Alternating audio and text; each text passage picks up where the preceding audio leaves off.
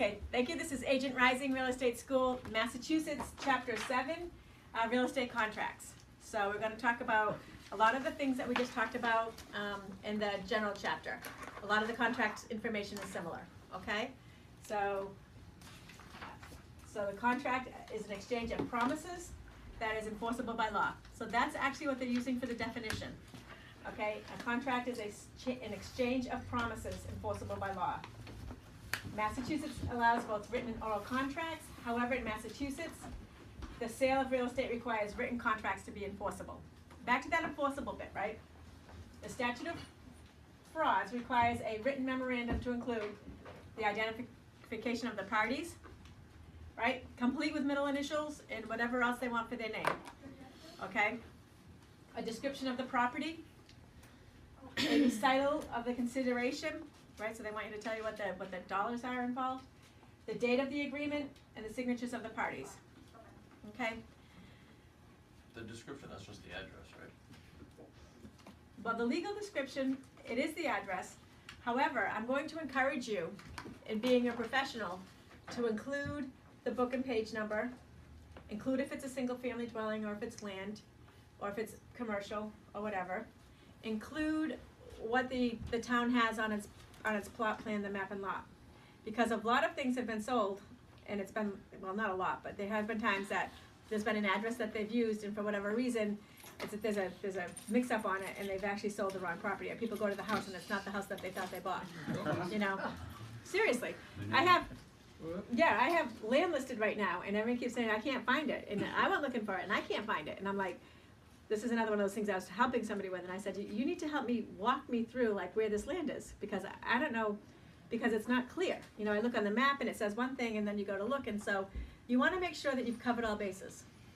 Okay, and you've clearly identified it as much as you can. So that legal description, okay, that they talked about in that chapter that talked about the different ways of taking land, okay? The signatures of both parties always should be obtained because a party cannot be sued for any breach of contract unless the contract has been signed. Okay, so back to that seller who doesn't sign the offer, right? You have a buyer, the buyer's done a home inspection, they've done this, they've done that, and then the seller decides they're not going to sell it. If they never sign that offer, okay, they don't have a breach of contract in Massachusetts, okay? Element, yes? Hey, what if they sign the offer, but they don't sign the purchase and sale? The seller, that is. An offer is binding. Okay, that's. Okay, so that's my short answer. You know, an offer is binding. Then it's not fully executed, right? No, I had a cross-neck, not cross-neck. I had that happen this year. I had it happen 2 days ago. Okay. That what? The buyers refused to sign the purchase and sale, but the seller wanted out because they were dragging their feet, and they couldn't because the offer was binding, and if anything, they could have carried offer all the way to the end, to closing. And I learned that like a couple of months ago. Yeah. And what's the whole point? Why So, is the 10-day clause in there to sign the? Well, the purchase and sales is more comprehensive than an offer. Right. And what you were going to say is that the offer, there's a thing in there that says that they go into purchase and sales by a certain date. Fully executed. And so that's one of the conditions of the offer to the purchase and sales. So what happened to you 2 days ago? I was with my broker and we sold a house down in Pembroke, and the guy that owned the house got a lien from the IRS for $40,000 unexpectedly. So he says, I'm backing out of this, and after the buyer put X amount of dollars down, and the seller signed the offer, but then he refused to sign the purchase and sale. Because he had that extra 40K or whatever. Right. And so his net proceeds were going to be that much My off. broker says that's not good enough.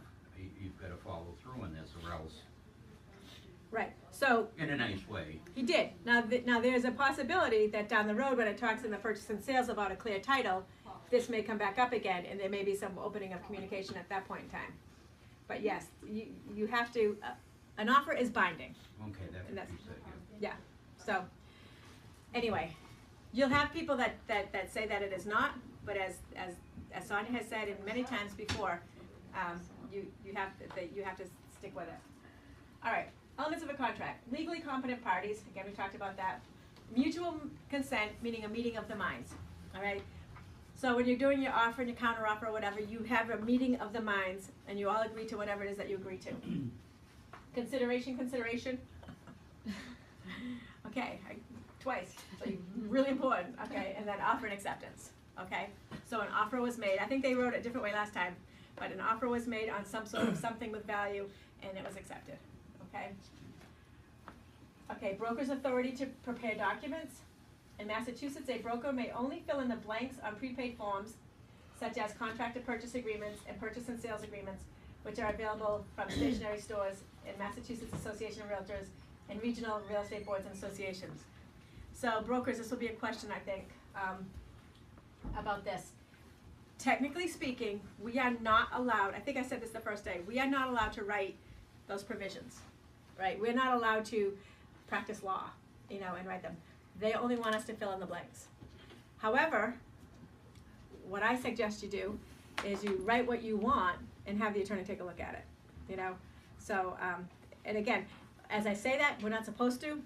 There's certain language that is used over and over again that kind of becomes almost like we know it's okay, so we use it again and again kind of thing.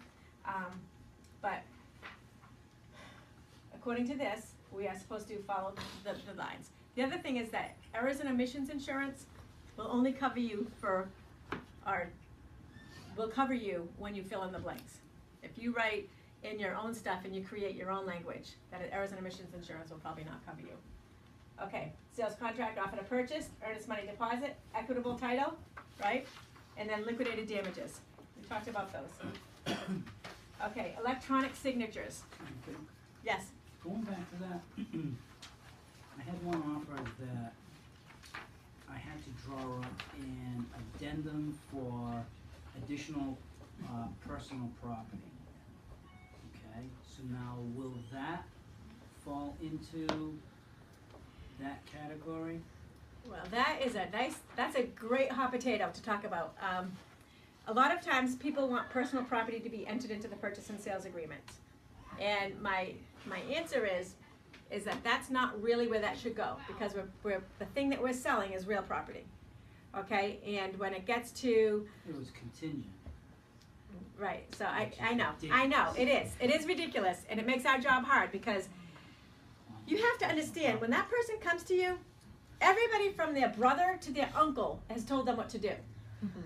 I'm not kidding. And then they leave you and you straighten them out and they go back and some brilliant person at the coffee shop tells them they should do something else, and they come back and go, you know what? I heard I should be asking for this. I should write down in that purchase and sales that I want that lawn furniture, blah, blah, blah, blah, blah. And they go through this thing, okay? So they want it to be in the body of the purchase and sales. And that's not the appropriate place for it, as I'm sure you know. But you try to make them happy. And you say, okay, well, we'll put it in an addendum, please see addendum A, personal property, transfer with, blah, blah, blah. It gets crazy because I'll tell you what. There are mortgage companies that want each one of those things assigned value to see if it fits into that loan to equity ratio. Sometimes they stumble on that. Sometimes so there's a lot of things that can happen. The other thing that happens is, what if those chairs break? Or what if they get left outside and they get stained? And then they need to be replaced. I mean, there's a lot of things that happen. You try to keep your purchase and sales agreement as clean as possible. And you know what you could say to them? I'm sorry. Oh. My slide ago said, okay, in Massachusetts, I'm only allowed to fill in these blanks. So this should be an outside agreement. The law states that I cannot do this. So it has to be an outside agreement from this purchase and sales. Okay? Because Now. that was part of the negotiation, counter offer, and they kept, And they can the talk seller about throw that. this in, can the seller throw that in, and Oh, I know. Well, sometimes it's like in all the personal belongings in the house, they want in there. pretty much it was. Yeah, so that is something that complicates it, and it's something we do, but according to this, we're not supposed to, number one. And number two is it complicates it in a lot of different areas. I had actually it's closing next week, but he's going, when they didn't ask for something that came up on the home inspection, he kept going, well, get me that garage furniture, get me that lawn furniture. I want that rake, I want that lawnmower, that's what would make me happy. So I'm like, this could be an outside agreement that you guys work out, but I am not putting it in the paperwork. It can't go in the paperwork. And so maybe we get that statute number for you so that you can use that as, you know, an identifier. They still may want it, and then at that point in time, you know, again, I always say good, better, best. Like, get the deal together. You know, if you have to kind of like tiptoe through the tulips, you know, Oh, now you're putting- Can I just say something? yeah. That's, Go ahead, go you ahead. No, finish. no, No, you I was just gonna say that we as real estate professionals on representation and all that, when you're doing, like, that particular deal was a duel for me. So I was caught in the middle of representing both. So now, you know, we want to bring both parties together, but now when you're negotiating, there's a lot of personal, you know, the buyer wants to get as much as they can. The Yeah. seller thinks that they're giving, you know, they're selling it at a great market price. Why do they keep wanting more? And then you get into that, you don't want each other offending. So now, if I handle that saying, well, I can't, you guys have to handle that on your own, now you risk the process of losing the deal because one was offended and then they just said, no, forget it. You know, the seller says, well, I decided that I don't want to sell it to this person, and What I would do is, again, I mean, and I think, but the other day when I told you every single thing that was on that page, I violated at some point in time. I mean, I would say, I'll help you with this outside agreement, but we should really, and they can be done at the same time, but it should really be an outside agreement. And so we can work on that, but they should not be a contingency for you to buy this house. They should be something that's equally as enforceable as far as your personal property, you know, as part of it. Is I think that the cleanest way for your real estate to go. And Paul, you wanted to comment on that, I think. Yeah, I just wanted, I guess, a little clarification, because I'm reading that you can only fill in the blanks, but at the end of the contract to purchase, there's that area for provisions where there Yeah. are several lines that are blank. And that's typically where I would put in, you know, subject to swing set or whatever it might be. And then if they agree to, from an offer standpoint, then we remove that, and then that's done as a bill of sale or something separate, and, you know, their attorney may create it. But I feel a little like there are lines that are blank in the provisions area of the contract, which you're not really creating a contract, but you are specifying the contingencies of the offer. So Right. do you agree or disagree on that? Okay, I'm going to break that down. Okay, I believe that those additional provisions that are there are not meant for a swing set. They're meant for per se. They're meant for a house to sell contingency. They're meant for something else that may be having to be added on in that way. You know, I think that personal property should really be brought out on the other side, because I think that that's what the intention is of the purchase and sales. I know, we do it all the time. So I guess we should go to real estate jail, because We should. Well, I mean, that's just it. Like, these things come up, but purely speaking, real estate and personal property should not be mixed. You know, it doesn't mean that we can't talk to our attorney about developing a separate personal property page that goes with it, you know, and that they get identified together, but it really shouldn't go on there. And the other thing is that if something's on that offer where those additional provisions are, and I'm losing all of you guys, so I'm gonna move on, but, is that it gets then carried and communicated onto the purchase and sales. So a lot of times what will happen is they'll throw out their offer, and then they get to the P&S and they're going, oh, I wanna add this. If it's not in the offer, it can't go in the P&S. So the answer is, the answer according to the rules is that we are not doing it right. You know, okay, so so MUETA is saying Electronic Transactions Act became effective in 2004. It applies to any electronic record or electronic signature created, generated, sent, communicated, received, or stored after that date. Electronic signatures cannot be denied legal effect or enforceable solely because of electronic. So I wish Sonia was sitting here, because Sonia had that thing that they would absolutely not accept electronic signatures. Okay, so this is saying that they can't do that. Okay, I can't reject them. they can't reject them. Okay, I don't know if national law trumps state law. I don't think that it does. Sonia, I was just reading about the electronic signatures cannot be denied. They're kind of interesting. Well, I was dealing with, bank, and the interesting part about that is they refused our signature electronically. But when I got, especially extensions, it was a 6-month process with this foreclosure. the lady had a stamp.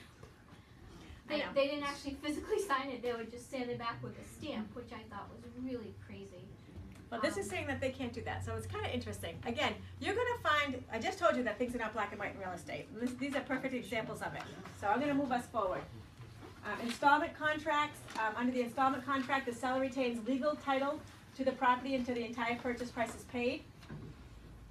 Until, usually over a term of many years, the seller often finances the purchase and the buyer sends the seller monthly checks until the entire amount, including interest, is paid.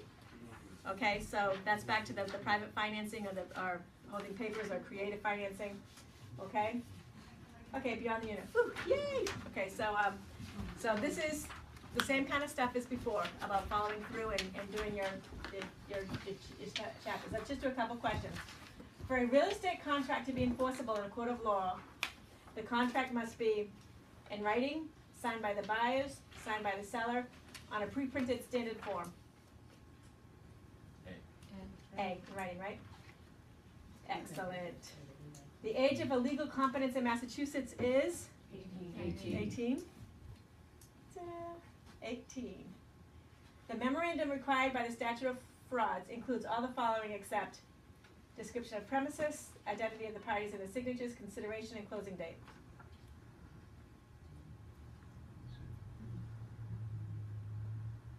D, closing date is not required to be part of a written memorandum. A description of the premises, the identity of the parties, and the signatures and in consideration are all required under the statute of frauds. Okay, so we ran into a couple of challenges in that one as far as like real life versus like school life, right? So for our test, we go by school life. Okay, for real life, if you're ever in a situation, and this happened to me a couple times where like, because I, again, teach this class a lot, I think that I know everything, you know, so a couple of times I'm like, well, the law is, you know, and people are like, yeah, and this is real life, you know, grow up, you know, so, you know, so seriously, I appreciate you guys all hanging in there for the stories of this. Just know that it's kind of a combination, you know. Okay, so I'm going to go to our next chapter. I'm going to keep us going, okay?